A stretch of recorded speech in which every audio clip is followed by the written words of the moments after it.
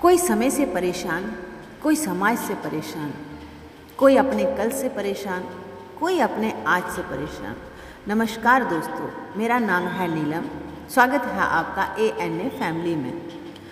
आजकल हर किसी की परेशानी इतनी बढ़ती जा रही हैं, हर कोई किसी ना किसी के पास अपने समस्याओं का हल लेने के लिए पहुंच जाता है।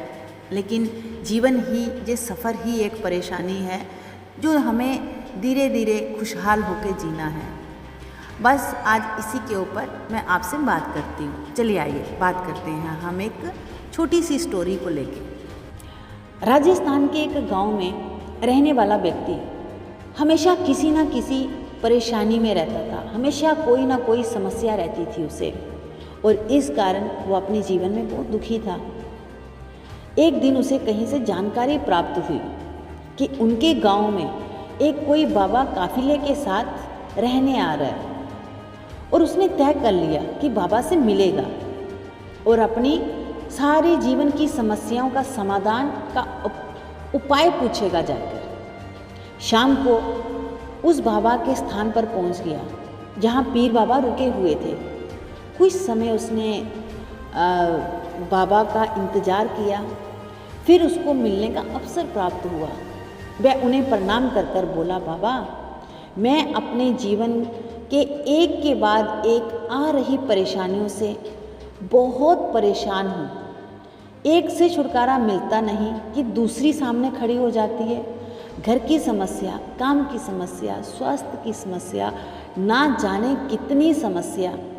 ऐसा लगता है कि मेरा पूरा जीवन समस्याओं से घिरा हुआ है।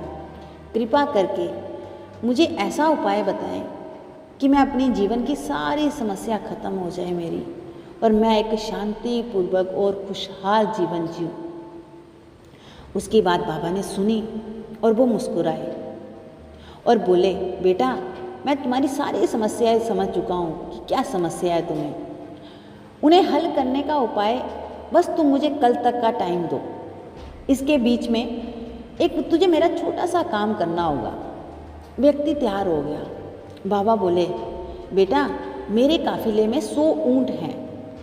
मैं चाहता हूँ कि तुम आज रात उन ऊँटों की रखवाली करो। जब सभी ऊँट सो जाएं तो तुम सो जाना। ये कहकर बाबा अपने तंबू में सोने चले गए। व्यक्ति ऊँटों की देखभाल करने बैठ गया।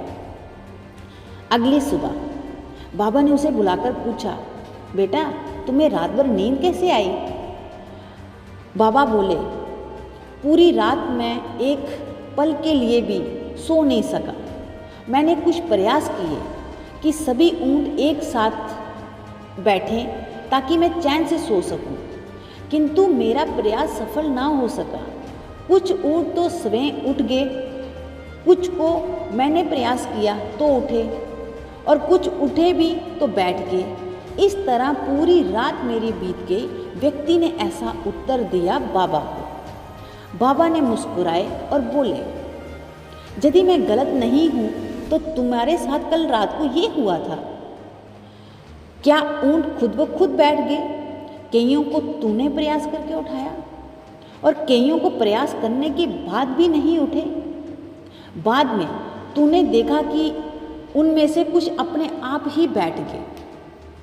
बिल्कुल सही बाबा, व्यक्ति ने ऐसा बाबा को जवाब दिया।